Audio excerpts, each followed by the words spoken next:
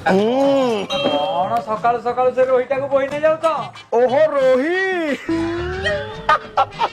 ବୁଝିପାରୁନ ତୁ ଆଇ ମଲା ବେଳେ କହିଦେଇ ଯାଇଥିଲା ବୁଧବାର ଦେଖିକି ଟିକେ ବିଧବାର ବି ଖାଇବ।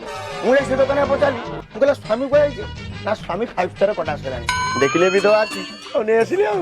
ଆଚ୍ଛା ତମେ ତାହେଲେ ବିଧବାକୁ ଅଧିକ ଭଲ ପାଅ। ଆଚ୍ଛା କାଲି ସନ୍ଧ୍ୟା ବେଳେ ତାହେଲେ ସେ କୁସୁମ ବୁଢୀ ଘରେ ତମେ ବଇଥିଲ। ଭାରି ବେକାର ପିଲା ମୁଁ ଦେଖୁଛି ମୁଁ କାହିଁ ତାଙ୍କ ଘରେ ବସିବି ଆଉ ସିଏ ମତେ ଡାକିଥିଲା ତା ବାରି ପଟେ ଗୋଟେ କାନ୍ଧି କଟା ବୋଲି ମୁଁ କାନ୍ଧି କାଟା ଯାଇଥିଲି ନା ଆଉ ମୁଁ ତା ଘରେ ବସିଥିଲି।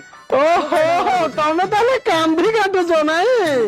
ଏଇ ରମେଇଲ ତମେ ଯୋଉ ସନ୍ଧ୍ୟା ବେଳେ ଯାଇ କାନ୍ଧି କାଟୁଛ ଗାଁ ଲୋକ ଯାଇଲେ କଣ କରିବେ ଜାଣିଛନ୍ତି?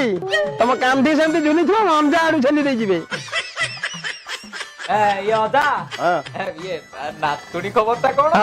ଓହୋ ନାତୁଣୀ ନାତୁଣୀ ଆଜି 12ଟା ବେଳେ ନା ନା ନା 12ଟା ବେଳେ ଆସିବନି 12ଟା ଆସିବନି 12ଟା ବେଳେ ଆସିବନି ସେ ତା ସିଆଡେ ରହିବ ନା ସେ କାହିଁ ଆଡେ ଆଇବ ତମେ ଯା ମୁଁ ଯାଉଛି ହେଲା।